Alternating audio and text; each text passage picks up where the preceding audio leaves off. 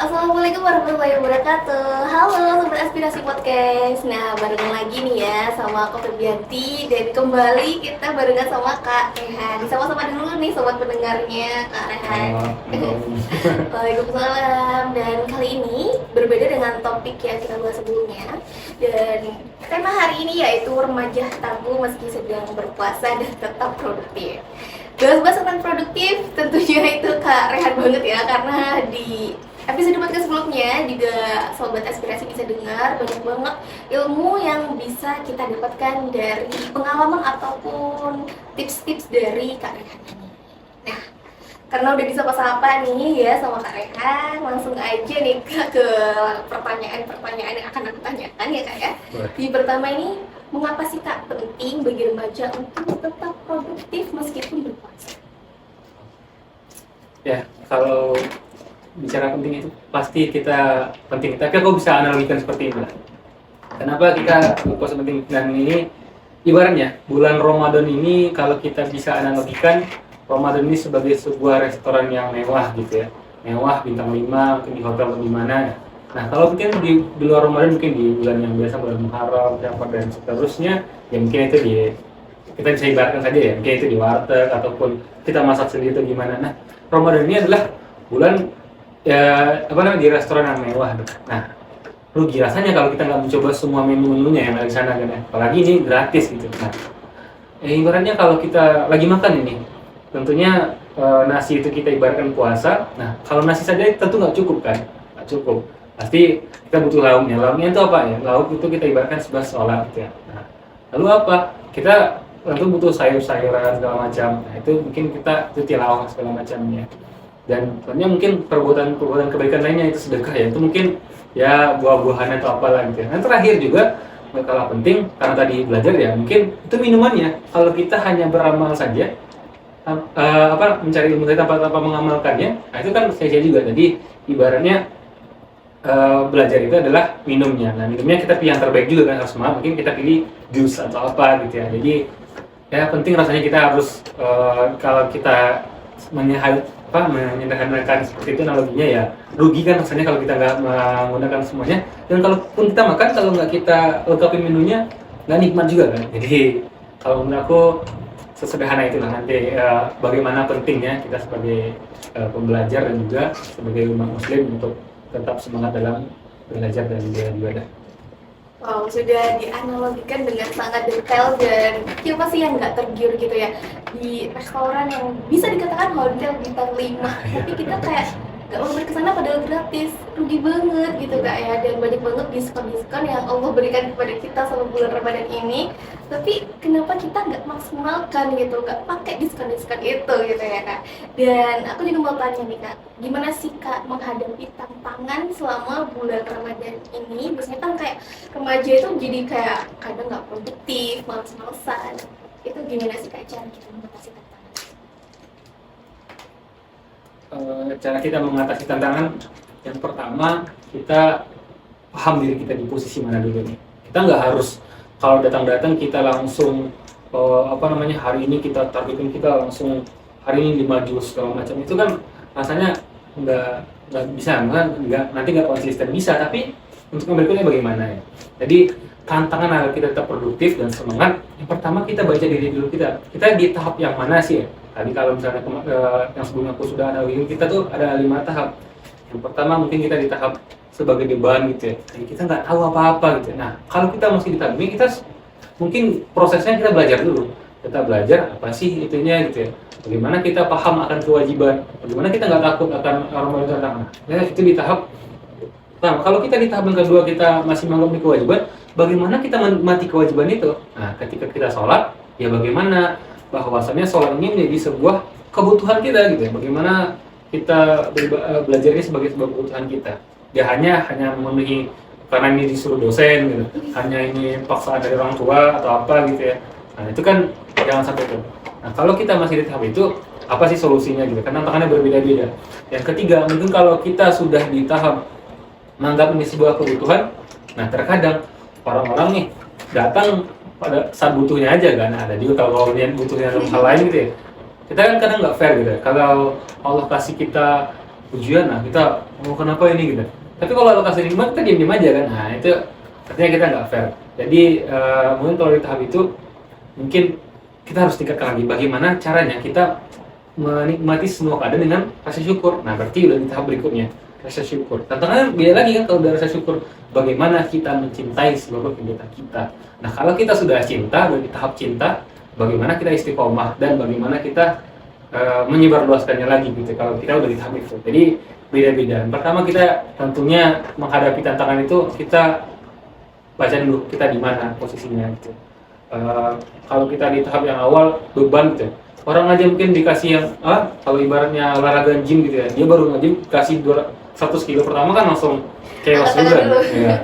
Orang yang baru pertama kali belajar agama, kamu kalau gini langsung kejedok balik lagi gitu. Jadi kita tahap mana? Yang kedua, ya tadi ya antara amal dan keutamaan itu nggak bisa dipisahkan. Jadi paham gitu ya, apa yang kita kerjakan, nah kita tahu apa keutamaannya.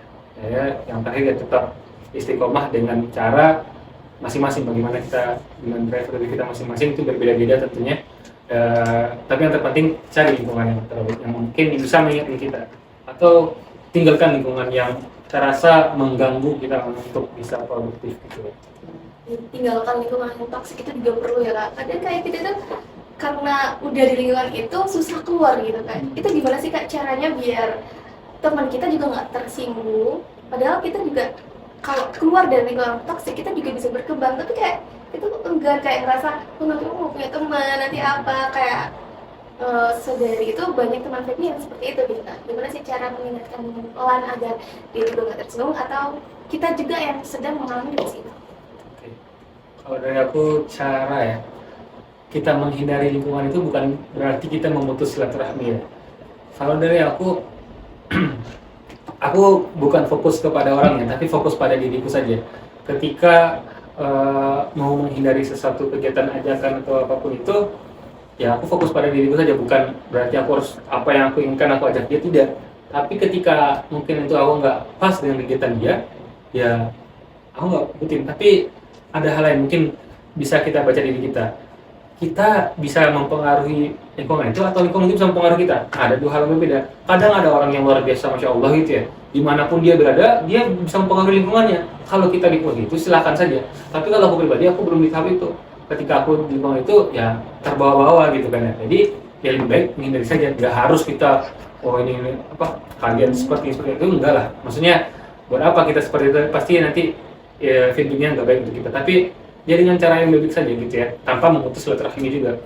Kita ya terkadang itu nggak passion aku juga. Misalnya sesederhana apa ya, ya lingkungan aku misalnya merokok gitu ya, waktu SMA aja misalnya lingkungan sekitar merokok, tapi aku pribadi nggak merokok gitu ya. Dan ya mereka menghargai gitu ya, ya biasa saja. Dan kita nggak pernah, aku berinteraksi secara baik-baik saja. Jadi dan sering berjalannya waktu, alhamdulillah ketika hadirnya aku rehan gitu, nggak enak sama aku. Jadi kayak gitulah seterusnya, dan sampai sekarang pun kayak gitu sih kalau menurut aku. Kita nggak perlu merubah orang lain gitu ya, itu bukan ini kita, tapi bagaimana menjaga diri kita saja sih. Oke, baik-baik. Berarti cara menghindar dari lingkungan toksik itu bagaimana cara kita ya? Kalau kita baik-baik pasti kita juga diterima. Kayak yang misalkan contohnya merokok tadi, kayak kalau kita bener bilang nggak maunya secara baik-baik, kayak wih gue nggak mau, kayak tapi aku sekarang rokok itu nggak buruk banget gitu juga, aku nggak sih maksudnya. Contoh kecilnya kak ya. Aku nanti ya biasa saja, maksudnya itu ini dia aku ini pada diri aku, bukan general. Karena kita mau, kita enggak ngerokok itu kayak. Karena aku nggak suka juga gitu ya. Pernah coba tapi nggak suka gitu ya. Ini memang gitu. Iya, oke, baik. Nah, kak, gimana sih cara kita juga, kan tema kita tetap produktif untuk puasa. Gimana sih cara agar kita tuh tetap produktif? Kan biasanya kita kayak ya aktivitas aja, kayak kuliah jam segini jamnya dikurangin, ya udah itu aja aktivitasnya. Kayak produktifnya gimana sih kak? Oke. Kalau bulan Ramadan ya? Iya, semua bulan Ramadan. Kalau dari aku sebelum masuk ke Ramadan, kita tetapkan target kita dulu apa? Nah, kalau dari aku bagi 3 tuh. Ada yang pertama ruhiyah. Nah, ruhiyah ini adalah keimanan kita. Nah, gimana target? Apa target kita gitu ya? Kita ciptakan, kita tentukan dulu targetnya. Mungkin kalau teman-teman, saya target itu minimal khatam 1 kali, minimal sholat tepat waktu ke masjid gitu ya. Ya sedekah setiap subuh itu kan target-target ruhiyah. Nah, sama aku juga menetapkan target seperti itu juga. Yang kedua, target jasadiah. Nah, target tentang kebutuhan jasadinya, kesehatannya, apapun itu. Ketika misalnya dia sehari minimal habis subuh harus jalan pagi gitu ya. Atau sore sebelum berbuka memang olahraga gitu, yang sederhana saja gitu, yang ringan-ringan saja. Itu untuk target juga kan. Aku menarikkan itu juga. Yang ketiga, fikriyah adalah akal pikiran. Bagaimana akalnya tetap terisi gitu ya. Ya, aku menekankan bagaimana kita tetap minimal mengikuti kajian. Seminimalnya setiap subuh itu pasti rata-rata ya ada kajian, ataupun sebelum tarawih itu ada kajian.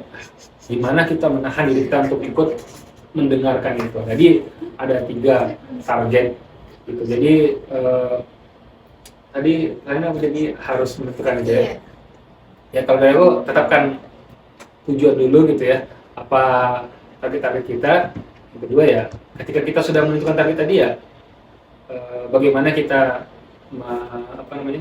menuliskan perharinya apa yang kita kerjakan segala macam, insya Allah terus. Ini Kak, kalau cara mengatur jadwalnya sendiri nih Kak, agar kegiatan itu tetap efisien dan tetap terlaksana selama berpuasa itu di bagian mana? Kalau dari aku, patokan aku selalu pada 5 waktu sholat itu. Masih kan orang-orang kan kalau aku sampaikan tadi, ya kalau orang yang hidupnya baik pasti lihat sholatnya gitu ya. Kalau orang sholatnya itu baik pasti hidupnya baik. Nah, kalau dari aku patokan seperti itu juga.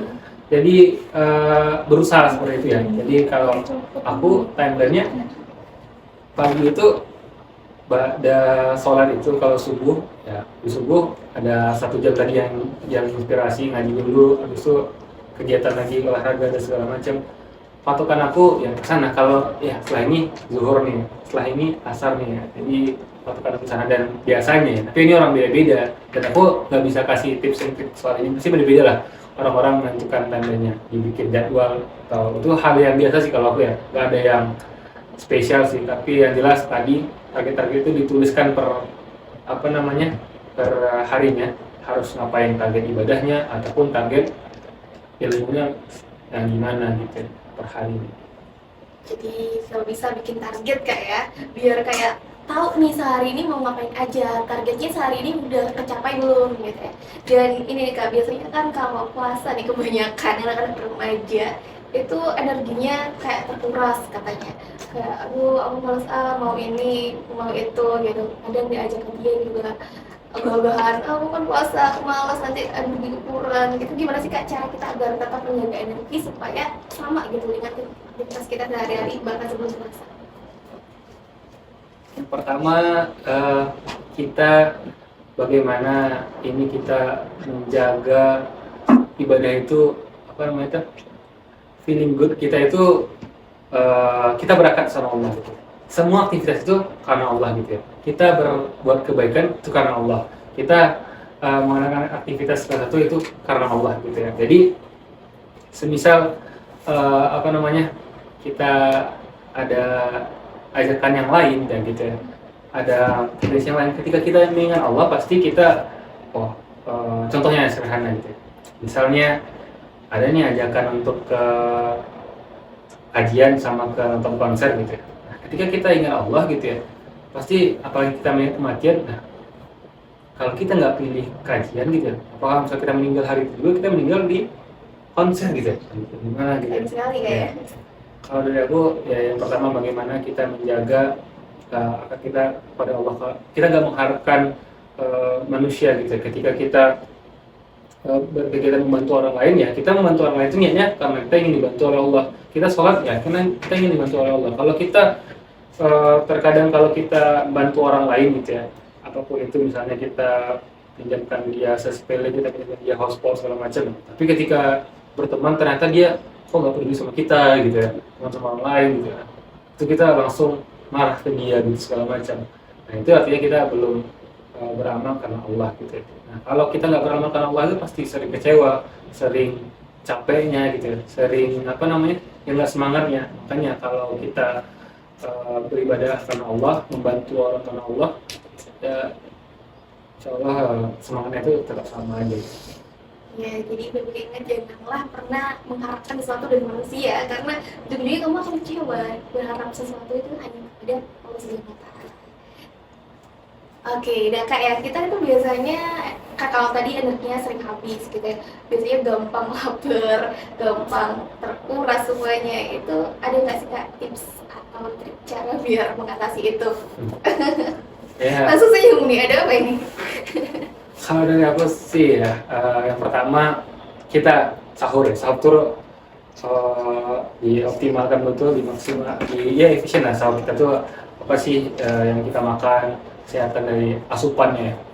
Yang kedua, menurutku olahraga itu penting ya. Mau kalau olahraga bilang itu capek, tapi kalau sudah aku laksanakan jalan santai saja itu justru apa menjadi semangat energi yang berbeda gitu ya. Baik itu ketika sholat tarawih, kok ketika aku jalan pagi dibanding aku nggak jalan pagi ternyata lebih enjoy ketika aku jalan pagi sholat tarawih ini. Jadi semangat olahraga itu juga penting. Yang ketiga mengatur pola istirahat kita juga.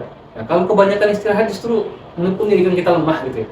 Coba bangun kita tidur 5 jam tiba-tiba bangun waktu siang ya tidur lama sekali gitu habis subuh tidur lama sekali tiba-tiba bangun jam 11 pasti badan tuh lemah biasanya. Beda cerita walaupun kita tidurnya udah agak kemalaman tapi bangunnya pagi energinya berbeda. Aku pernah rasakan aktivitasnya juga lebih panjang gitu ya. Sehingga tidurnya itu jam 1 tapi bangun lagi jam 3 lari coba lari gitu ya. Ternyata ya biasa saja gitu ya. Justru tidurnya setelah tidur siang yang lebih nikmat gitu ya. Jadi cerita kalau aku malas-malasan aja sampai lama sekali itu rasanya malas. Jadi kan ada 3, kalau sahurnya ada gini, pola olahraga, pola asupannya tadi, dan juga istirahatnya teratur lah. Gak berlebihan tapi cukup. Itu bisa dicoba ya, tips yang sangat-sangat membantu dari Kak Rehan. Ya, ini kayak biasanya itu ada nih Kak, temen aku atau orang-orang di luar sana yang kayak emosian waktu puasa, nggak bisa menjaga emosinya. Ada nggak sih Kak cara khusus dari Kak Rehan nih, cara mengontrol emosi biar tetap stabil selama bulan puasa? Kalau dari aku istighfar aja sih ya. Itu paling aja yang ampuh, paling ampuh sekali. Iya. Ya kalau ada orang yang marah, kamu gini, astagfirullah gitu ya. Kamu gimana sih? Astagfirullah gitu ya. Ya sampai dia capek aja, ya astagfirullah gitu ya. Kamu menghina aku, astagfirullah.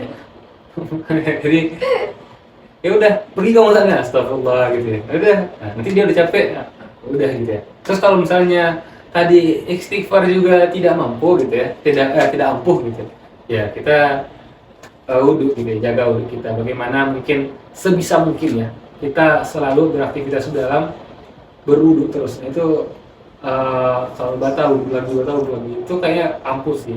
Dan ya kalau menurut aku pribadi ketika aku melaksanakan itu ya istighfar itu luar biasa sih. Ketika orang beraktivitas lebih banyak istighfarnya, amarah itu makin berkurang.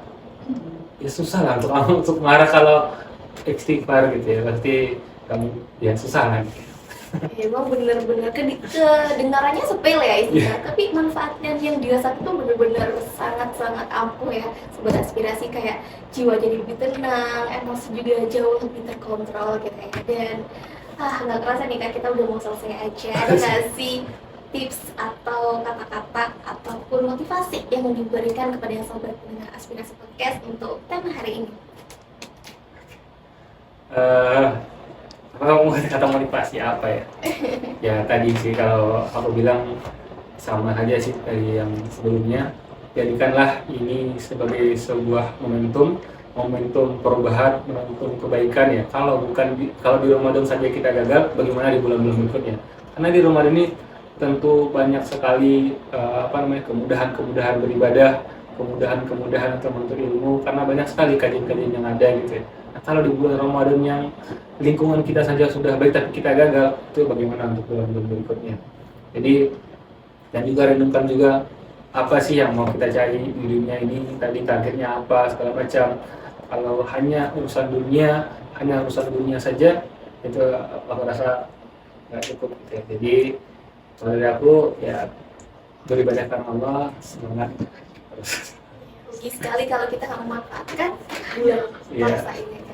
Dan terima kasih banyak untuk Kak Rehan, kita juga udah ngobrol banyak banget buat topik yang berbeda. Kalian juga bisa cek di sebelumnya ya, Sobat Aspirasi Podcast. Dan sekarang Nia udah ngobrol lama-lama ya. Terima kasih banyak untuk ilmunya Kak Rehan. Sama-sama, makasih banyak. Sangat-sangat bermanfaat untuk kita semua. Jadi sekian di episode kita kali ini. Wassalamualaikum warahmatullahi wabarakatuh. Assalamualaikum. Aspirasi Podcast.